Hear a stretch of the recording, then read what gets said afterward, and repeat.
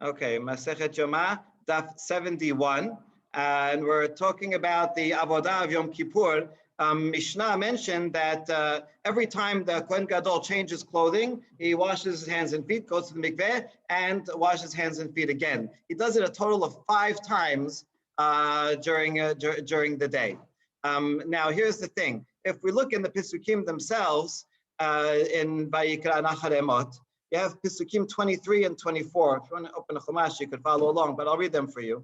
Pasuk 23 says, Uba Aharon Elohon Moed, Ufashat Bideh Habad, Asher Labash Beba'o LaKodesh V'nicham Sham. Right after the goat, the Sa'ir Azazel, the next Pasuk says, Aaron will come to Ohel Moed. Ohel Moed, we understand as Kodesh Kodashim. Right. So Ohel Moed means he's leaving. He's coming to the tent, to the Kodesh, and he takes off the white clothing, and he puts on and he leaves them there, and he washes himself. And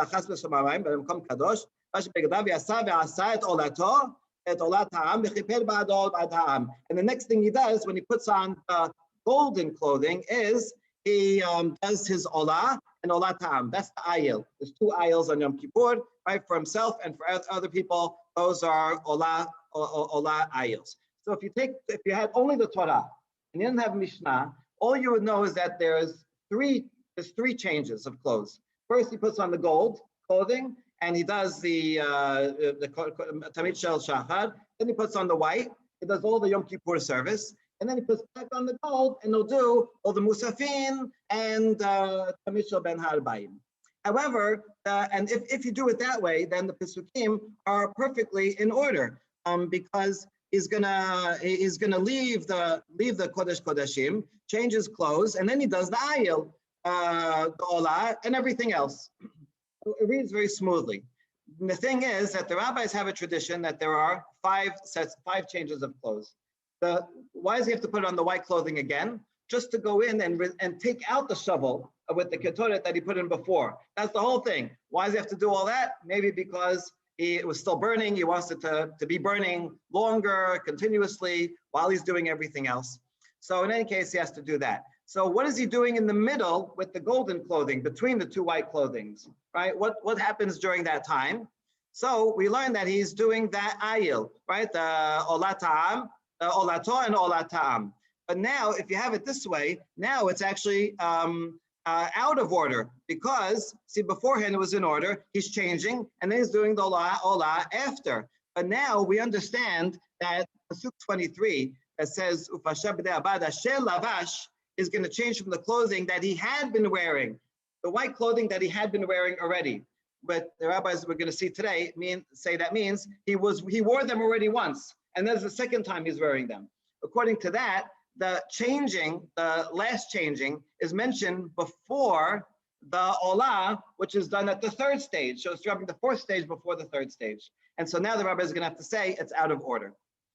To summarize what I just said, the Pesukim in Peshat are in order. He changes into the golden clothing, and then he does the ayil and all the musafin.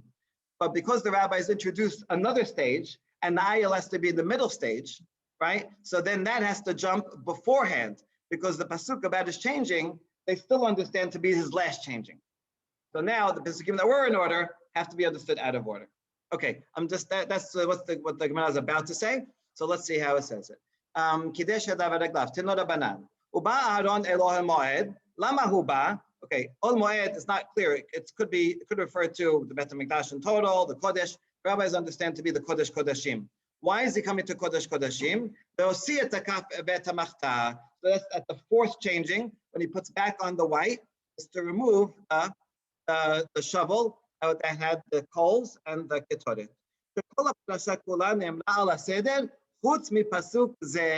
Everything is in order except for this pasuk 23.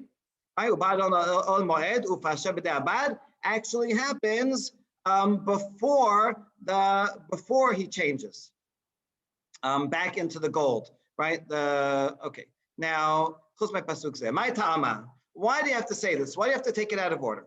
Amar Chisda, Gemeri, חמש טבילות ועשרה קידושין טובל כהן גדול מקדש בו ביום. ויאמר כסדרן כטיבי, לא משכחת אלא שלוש טבילות ושישה קידושין. This is because we have a halacha l'Moshe Sinai that there are 5 times that he goes to the mikveh and changes clothes. That means 10 times, because every time he goes to mikveh, he washes his hands and feet before and after.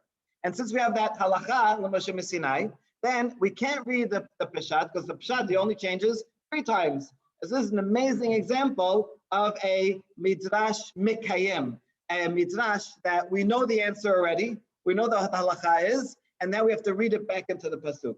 A lot of times when we read a midrash, we don't really know, are they really deriving it from the extra hair or from the doubled word, right? Or do they know already what they're trying to get to? And sometimes it's hard to tell. Here it's explicit. They're saying, yeah, we know what the pshat is, but the halacha says otherwise, so we have to rearrange the pisukim in order to fit what we know the halacha is going to be. Okay, so this is a great example to remember for that. Now, which happens to be Rambam's opinion. Rambam thinks that basically all midrashim we know the halacha already, and we're reading them in. That's why, according to Rambam, just because you derive something from Kavachom Gezerah Shava, you don't necessarily count it as one of the 613, because derivations are not really the actual source. Exactly. That proves it. The fact that you have a machloket, and Rambam has a rule. Anything about which there is a machloket is not halacha l'Moshe Sinai. Because chas v'sholom, how could you say we forgot something that we learned from the Torah Sheba'al Peh directly from Har Sinai? So that's the proof that since there is machloket about the Rashot, that's the proof that this is the rabbis who are interpreting the Pesukim, even though they know the halacha already, and there's different derivations. If there's different derivations, then that's what Rambam says. Correct. Okay. Now, question on that. Wait, why didn't you say that the Pesukim are in order and the ayil comes afterwards at the 5th stage, right? Because the Pesuk says he changes into golden clothing and then he does the ayil. So say that's the 5th stage. Now, what about the 3rd stage? What are you doing there? You need something to do there. Say that's the sa'ir that's done outside. There are 3 sa'irim on Yom Kippur, right? The Selah Hashem, Selah Azazel, that pair, that's mentioned in Acharemot. There's another sa'ir mentioned in Pinchas, that's for the Musaf. So it's fine. You could do that. In the morning, he does Tamid Shel Shachar in gold. Then he changes white and does all the Yom Kippur service. Then he changes to gold and he does that 3rd sa'ir. Then he changes to white, takes it out. That's what the Pasuk said. And then he does the ayil right after that. And then the Pesukim can remain in order by introducing the Sa'ir. What's wrong with that? Amar Abaye, Amar Kera, Beyasa Ba'asa et Olato. The Pasuk says he leaves Kodesh Kodashim and he does his Olah. And we learn from that, since it says he leaves, it means the first time he leaves. You can't leave it, you can't wait till after. You can't have anything in between, right? The first time you leave, that means after the third mikveh, right? 3rd changing. When the first time he puts back on the gold, he has to do the ayil the olah ayil right away. So that's the reason why we can't delay it till after. Okay, good. Now all that is Rav Chisda. So his explanation for why do we have to take the Pesukim out of order? Because we have a halacha M'Shem Sinai that there's 5 of them. Rava has another explanation. He's going to end up in the same place. Rava Amar Keda ufashat beidei habad. He should take off the white linen clothing. And shentamud lomar asher lavash. Why do you have to say that he was wearing? If he's taking off the clothing, obviously he's wearing. Can you remove clothing that you're not wearing? So those pisukim that he was wearing are extra. You could have just said ufashat beidei habad. Obviously, you're taking off because you're wearing it already. Rather, Asher Lavash must be read as a pluperfect, that he had already been wearing once before. So what do we learn from that? That this change from white to gold is the 2nd time he's changing from white to gold. Even though Pesukim never described the first time he changes from white to gold, we can infer from these 2 words that fact. Okay, see how the rabbis are very, very careful readers. They wouldn't let one word go by without being necessary. And that's how we learn. So according to this, it's not just the halacha l'Moshe Sinai. He actually is deriving it from Pasuk. So he says, right, according to Rav Chisda, we're reading it in. According to Rava, no, there's extra words. So it has to be read that way. Now, same question on him. Why fine, I agree with you that there has to be 5 changings, but who said that the ayil has to be out of order before this 4th changing? Maybe it's the sa'ir that's done in the middle and leave the ayil at the end. In Acharemot, it doesn't say when the sa'ir is done. That doesn't mention the sa'ir of Musaf. It's only mentioned in Bamidbar, so you can put it anywhere. So the answer is Hakiti v'yasa v'asa. Same answer as before. When you leave, the first time you leave, that's when you have to do the ayil, and you have to do it at the 3rd stage and not at the 5th stage. Okay, good. So that concludes that discussion. Now, question.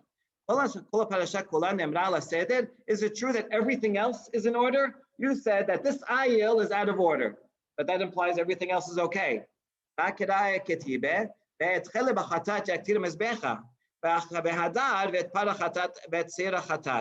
is Pesukim 25 and 27. On the screen, I'm showing them inside. This is the pad and the sa'ir that he brought the blood inside and sprinkled them inside. The innards that are put on the mizbeach, it says in Pasuk 25 that he puts those, he put them in a bowl and was waiting for them. He put them on the mizbeach in Pasuk 25. On Pasuk 27, it says he takes the rest of the carcass of the pad and the sa'ir and he takes them outside of the walls of Jerusalem and burns them there. It doesn't say Jerusalem in the Pesukim, but right in the Beit HaMikdash, he takes them outside and burns them there. So the order here is first you put the innards on the mizbeach, and then you take the carcass outside. But that's not the order of the Mishnah. The order of the Mishnah is while the Kohen Gadol is reading the Sefer Torah, that at the same time they're burning the carcass outside, right? And then the innards are only done afterwards. So you see, these 2 Pesukim are also out of order. Right? And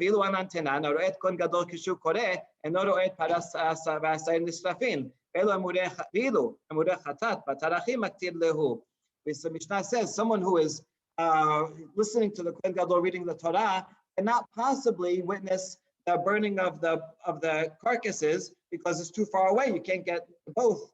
So that's happening at the same time. And the burning of the innards is done afterwards. So here's another pasuk that's out of order. The answer is when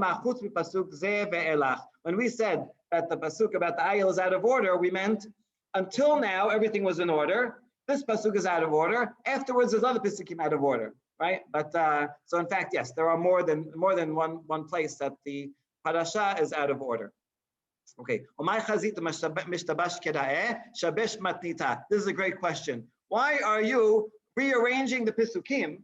Rearrange the mishnayot, right? If we'd rather, aren't the pasukim more important than the mishnayot? So because you bring your proof, the mishnayot say it's in this order, so therefore we have to rearrange the pasukim. No, don't do that. Say the mishnayot are out of order. So Amar Abaye, Amar Kira, Ham Shaleach veHasoref. We're going to learn this from yet other pasukim that are out of order, and this is pasuk 26 and 28. 26 says, the guy who had escorted the Seila Azazel out to the mountain, he becomes tameh and he has to wash his clothing. Now, when did he do that? Way before. He already did that during the while the Kohen was wearing the white clothing for the first time. So this is already done, yet the pasuk is set now over here out of order. So too, Asoref Otam, the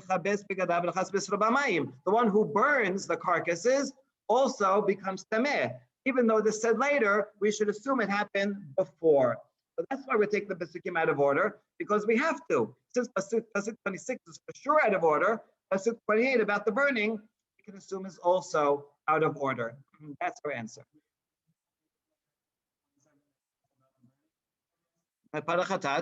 Yes, but all this is done beforehand.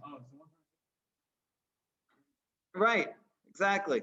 So, now we say maybe the opposite.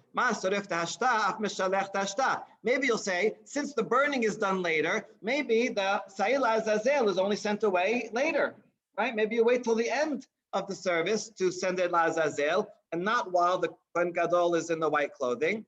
No, we can't say that. We say Ham Mishaleach, the person, we read this also as a pluperfect, the person who had sent away the Seila Azazel, so too, so it has to be at the end, and therefore the Hasoref is similar to Shalech, so that also is actually out of order. We're reading it as a pluperfect. Good. Rava Amar Kira. Rava has another way of explaining why. Why does the Sa'ir Lazazel have to be beforehand and not at the end? So it says Ya Omad Chai, right? Lifnei Hashem lechaper alav. It has to stay alive. Ad matay yeh zakuk lamod chai. How long does Sa'ir Lazazel have to be alive? Ad shat kapara, until you do atonement with the Sa'ir Hashem that you sprinkle all the blood. Ad shat kapara, eshad matan damim betula. But that's it. It only has to stay alive while you're doing the Sa'ir Hashem. Once you finish the Sa'ir Hashem, then it no longer should be alive. That's when you have to right away send it out to the desert. They're assuming here that you're going to kill it by throwing it off the mountain. And so since that is out of order, so too the Hasoref is out of order. And so yes, in fact, we have to rearrange the Pesukim rather than rearrange the Mishnah. Okay, and the truth is that if anyone would, try to perform Yom Kippur service with only the Pesukim, you're going to run into all these problems, right? So really, you have to do something to correlate the two different Parshiyot and the various Pesukim that are here. Okay, now we get to some Agadah, so we can line it up a little. The person who sent the Kohen Gadol, the person who sent the Sa'ir Mishtaleach, the person who escorted the Sa'ir Lazazel, he went out right all the way there, and he waits till the end of Yom Kippur out at the cliff. He can walk back to the first sukkah and wait there. So he met the Kohen Gadol right when he received it, and now he's out there, and Yom Kippur is finished. Eventually, when he sees the Kohen Gadol, he is supposed to address him and say, mission accomplished. Maybe it might be later, it might be tomorrow. So if he finds him in the shuk, in the public area, then he should say in a formal way, Omer lo ishi, Kohen Gadol, my master, Kohen Gadol, asinu shelichutcha, we have performed what you sent us to do. However, let's say you didn't happen to see him in the public area, he went to his house to visit him. Omer lo mechayeh chayim, asinu shelichutcha. Then he should say, the God, the one who gives life to the living,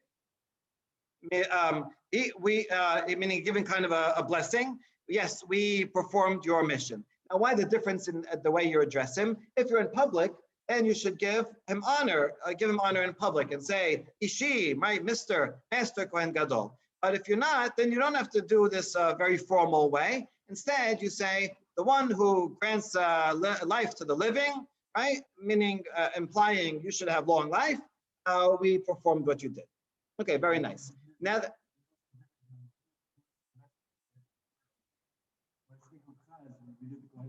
oh, very good. Right, very good. When you see him in the marketplace, then you say, we did your bidding. When you see him at home, you say, we did his bidding, meaning God's, right? The God who gives life, we did his bidding. So that also gives honor to him in public. I did your bidding, right? In private, right? There's no one else around. We together, both of us, we performed what Hashem wanted.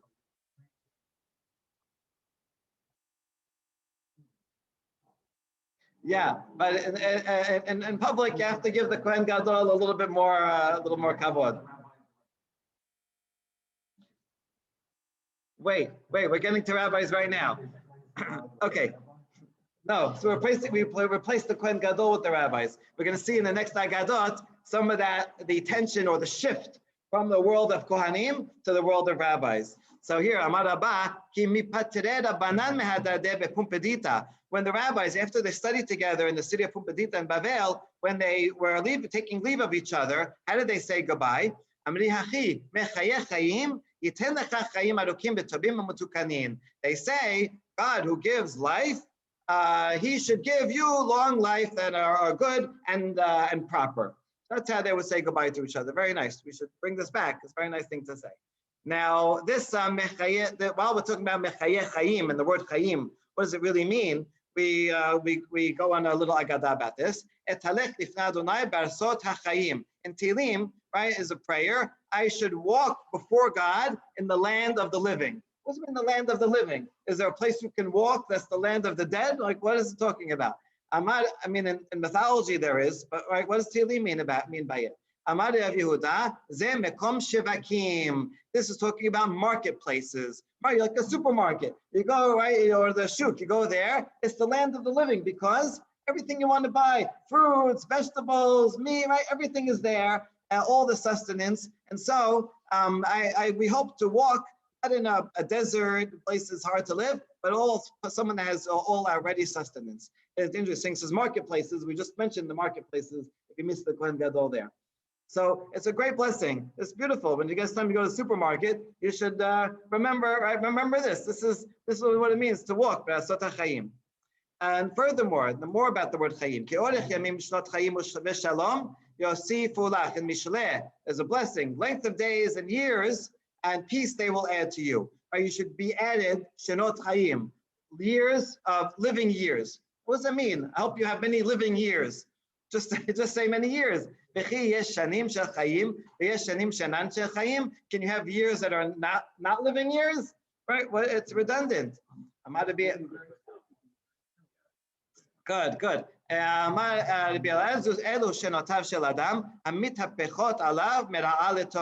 It's talking about years that will be turned from bad to good. So exactly, that rather than if you were going to have years of sickness, they should be turned to years of goodness. So chayim doesn't just mean being alive; it means being well, being flourishing, and so that's what's included in this blessing as well. Good. Now, alechem ishim ekra. While we're on the roll, talking about pesukim that are like this, we mentioned this one doesn't say chayim, but it says the word ishim. Remember, it said ishi kohen gadol. It's a nice way of speaking to someone.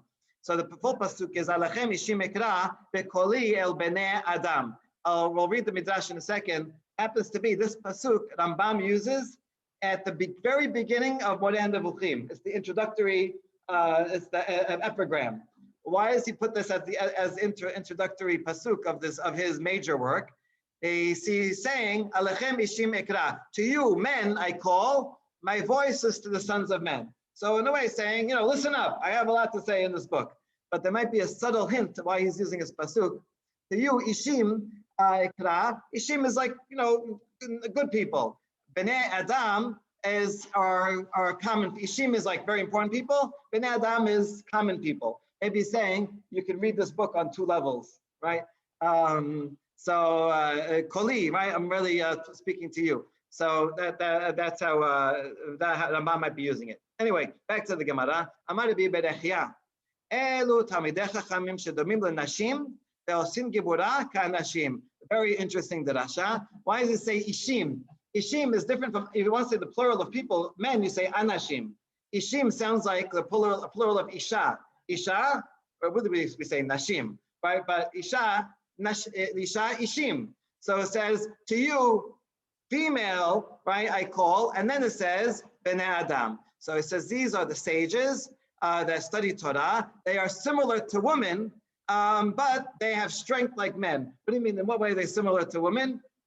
That they don't have military, right? They're not going out and like in the, if you think of masculinity in the Roman sense of being macho, going out and fighting, right? And you see sages, rabbis, they're sitting all day. They look like they're weak. So they look feminine, but really they have great strength. They have great strength physically. But they have strength of the Torah is actually like men. You find a lot of Agadot that actually compare the battle of Torah to to actual warfare. Yeah. Mm-hmm. Right. Okay, good. All right, so this is fascinating. You could see a lot of gender studies picking up on this midrash. Okay. While we're talking about Rabbi Berechia, he was a sage of Agadah and Amoran in Israel. We read a couple of more by the same author. Let's say if you want to give a wine libation nowadays, when there's no Bet Mikdash, how do you do it? You should serve a sage wine. And Shenemar Alechem Ishim Ekra. Ishim is a play on words on Ishe. So these Ishim who are Talmidei Chachamim, if you pour wine down a rabbi's throat, that's like giving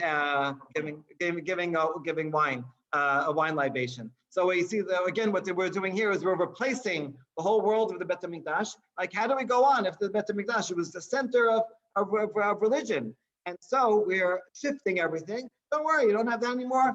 Now we have the world of Torah and the world of Torah study and its sages, and that will replace the Kohanim and everything else. Amar Rabbi Berechia, Im ro'a adam sheTorah poseket mizar'o, yisa bat talmid chacham, shenemar im yaskin ba'aretz shorsho ube'afar yamut giz'o, mereach mayim yafriach ve'asa kasir kemo nata. Pasuk in Yob. It says, if you see that your Torah is not being studied in your lineage anymore, right? Your children are not growing up to be Talmidei Chachamim to study Torah. Here's a solution. Marry your daughter off to a Talmid Chacham. And so now you'll reroute like ways, rerouting. So, and that's what the pasuk says. If you see that a tree and its roots are growing old and it's dying, right? Then you just bring new water, and then it will blossom and flourish again like a new plant. So you can always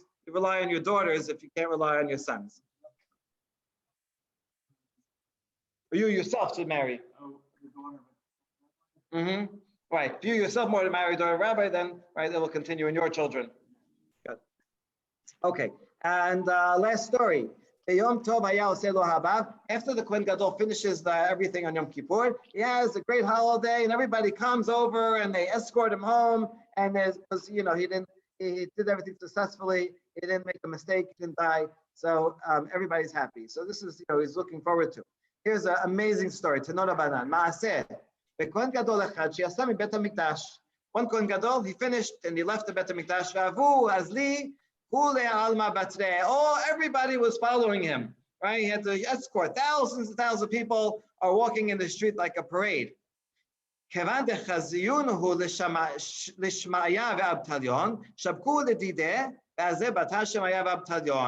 crowd saw the two great sages of the day, Shemaya and Abtalion, they were the teachers of Hillel. So this is like the end of the 1st century BCE. They were known to be converts, but they were the greatest sages of the Torah Shebaal Peh.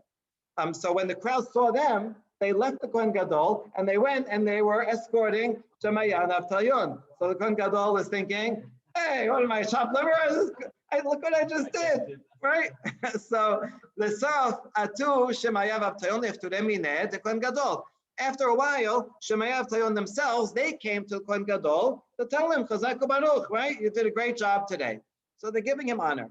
Amar lehon, but Kohen Gadol, he's not so happy. So he gives a zinger. Yetun b'nei am amin lishlam. He says, "May the nations of the world come in peace." Meaning, he's insinuating that they're not Jewish, right? May the Gentiles come in peace. Gentile literally means right nations. So it's but it's backhanded. It's backhanded because he's giving them a blessing, right? You should come in peace. So it looks like you're saying something nice. So they give him a blessing. Don't worry, they're no slouches. They give him a blessing back. They say, "Yetun b'nei amemin lishlam d'abdin obada d'Aharon v'la yete bar Aharon lishlam v'la abed obada d'Aharon." And they said back, "Yes, indeed. May the children of the nations come in peace, those who follow the acts of Aharon." Aharon was known to be a man of peace and loving kindness, right? And not the descendants of Aharon who do not act in the way of Aharon. In other words, you may have the lineage, right? Yeah, your DNA directly from Aharon, but you don't act like him. Better to be a Gentile, better to be a convert and act properly than to have the greatest lineage and act improperly. Okay. Right. So this is fantastic. It's perfect after the series of statements about the transferring of authority from the Kohanim to the rabbis, right? This is a perfect clincher. It's amazing that this is right in this Perek after the whole thing is about the Kohen Gadol and what a great job he's doing, and yet the rabbis put these agadot in, right? So really, really quite amazing. Around the time of, around Shemaya Abtalion, there were a lot. I don't know. We could look at the list. We can try to guess. Problem, it could be in a Sadducee. Okay. Mishnah. Okay. Next Mishnah. Now we're going to talk about the clothing of the Kohen Gadol. Kohen Gadol mishamesh bishmona kelim ve'ejot ba'arba. Kohen Gadol has 8 vestments. A regular Kohen only 4. Bichtonet, regular Kohen has only 4. Bichtonet u'michnasayim. He has a shirt and trousers. Misnefet ve'avnet. Has a hat and a belt. That's the 4 of every Kohen. The Kohen Gadol has, besides that, Choshen is the breastplate, Ephod is like a coat, and is like a vest. Me'il is a coat, and Sitz is the front plate that he wore on his forehead. So this Choshen, that's where the Urim and Tumim are, and they would ask questions of it. They don't ask any other question. You don't go, where are my keys? You only have something at the king or the head of the court or someone who's in charge of community needs. In other words, this is for the needs of the community. We go to war, right? Big questions, and not for little things. Okay.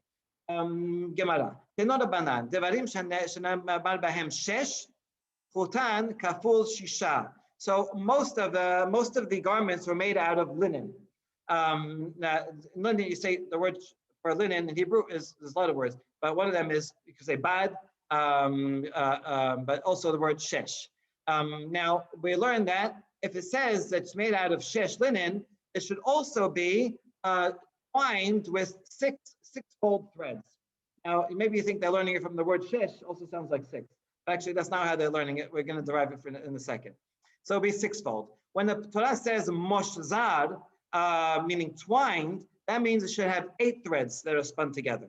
Me'il shenem asar, the robe of the Kohen Gadol is made with a 12 ply, and parochet, the curtain dividing, is made with 24. 24 threads intertwined, the thicker material.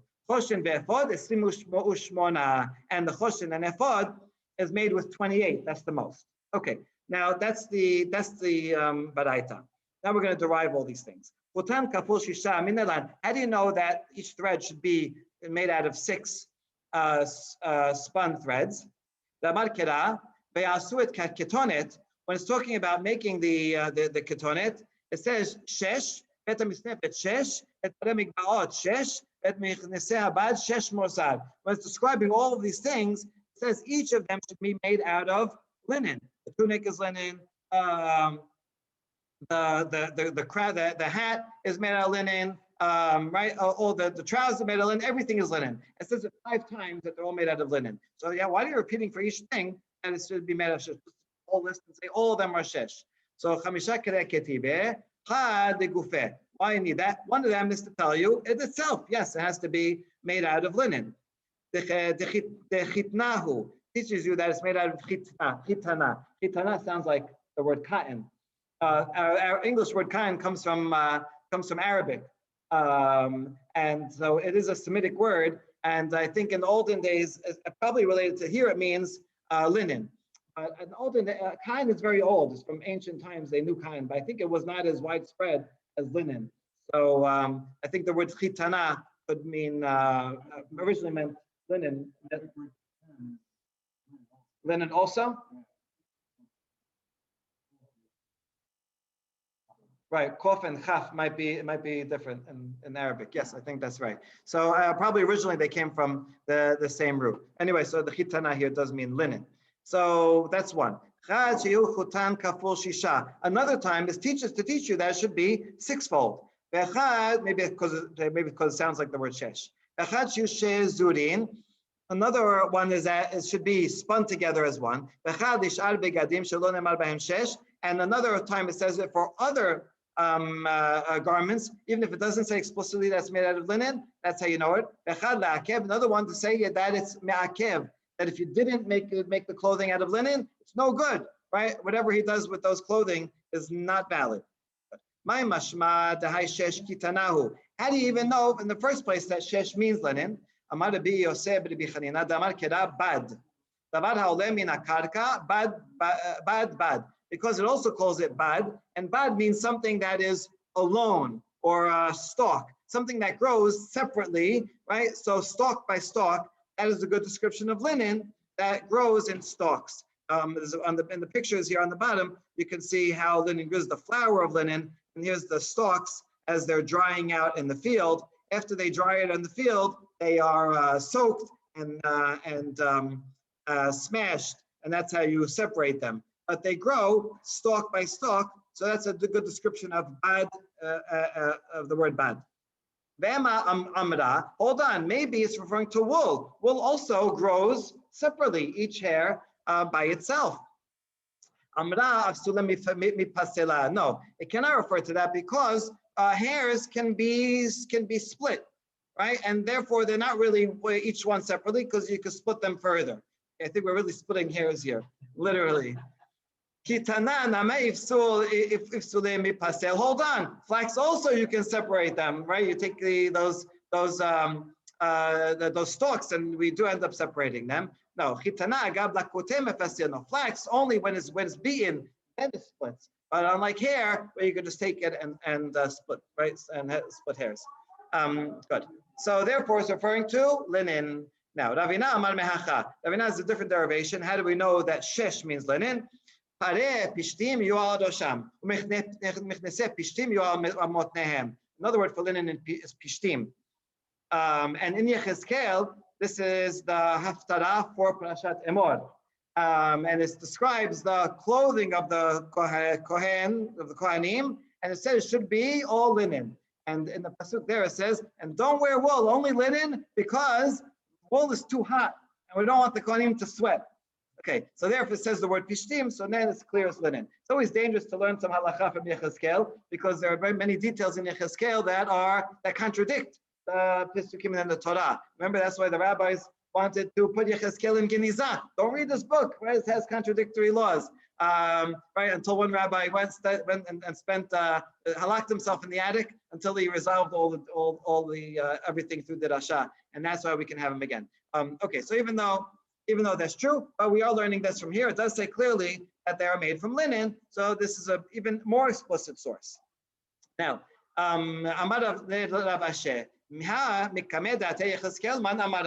you're learning it from Yechezkel. Wait about Yechezkel is at the end of the first Bet HaMikdash. Until Yechezkel came, nobody knew what it was made out of, right? You're waiting till Yechezkel. That's why it's not good to learn from halacha from Nevi'im. It's too late.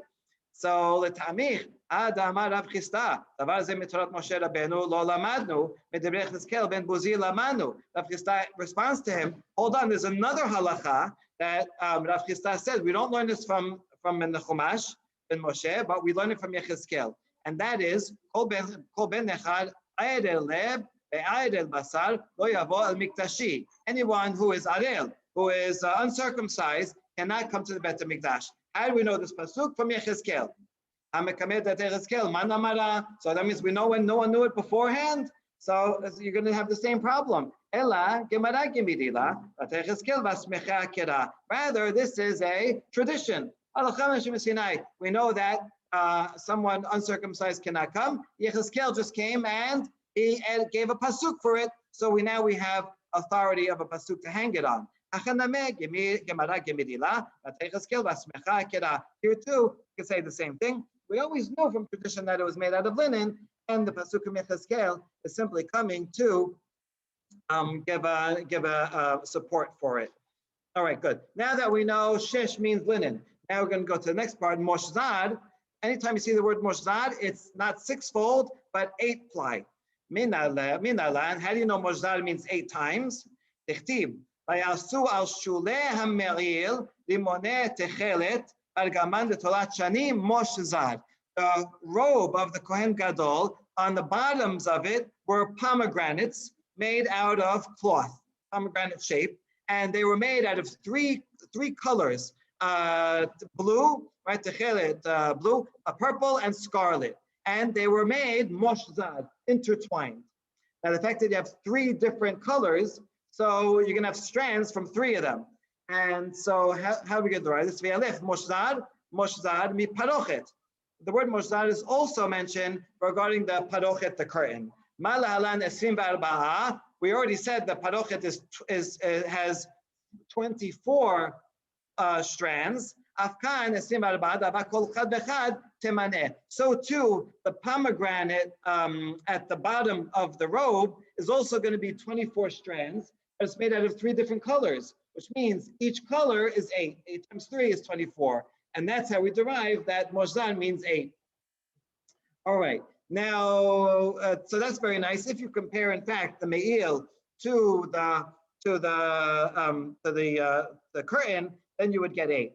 But why don't we learn it from something else? Why don't we compare it to Choshen Ve'Ephod? And those were 28.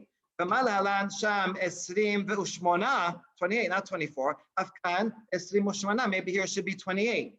Now, I don't know what you're thinking. 28 divided by 3 doesn't divide, right? That's going to be the last point today. But okay, just keep that on the side for now. So why don't we compare it to that? And then it'll be even more strands, be like 9 1/3, right? Instead of 8. No, we're going to compare 2 things about which it does not say that they have gold. Choshen and Ephod had golden threads in them. And so we're not going to use those. Rather, we're going to compare the robe to the curtain because those do not have zahav. So that's why we learn it.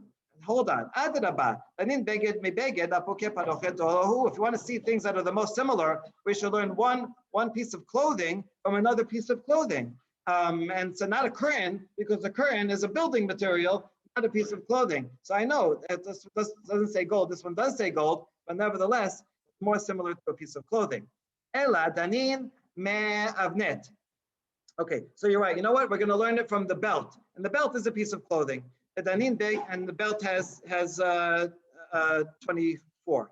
The danin bege the davar shelo nemar bo zahav. The beged the davar shelo nemar bo zahav. And now we have both. It's a piece of clothing, and it doesn't have any gold in it. So too, the robe and the pomegranates don't have any gold, and it's a piece of clothing. And danin davar sheyesh shem bo davar zahav. And now we're not going to learn something that does have gold, and that's why we'll leave off the breastplate and the ephod. Good. Now there's the more similar. That's one way of learning it. Another way. Maria Amar ta'asenu ketib ta'asenu lazeh velo me'acher. Regarding the ephod, it said ta'asenu. You should make like the ephod. You should make the breastplate, meaning you should make this like the ephod and not anything else. So it's limiting it. Only compare and don't compare anything else. And that's another reason why you should compare the robe with other pieces, with the curtain or the belt, and not to those other things that are made out of 28, but those are made out of 24. And finally, since it says you should make the pomegranates, they should make them in an equal way. See, if you have 28 and you divide by 3, then how are you going to do it? You're going to have some have more threads than the other. If you make them all 10, you're going to end up with 30. If you make them all 9, and you make so 9 and 9 and one of them 10, then you'll get 28. But then they won't be equal. Since they have to be equal, it has to be divisible by 3. Since that's divisible by 3, it can't be compared to the one that's 28. It has to be compared to the one that's 24, because that's the one that is divisible by 3. Baruch Adonai L'olam. Amen ve'amen.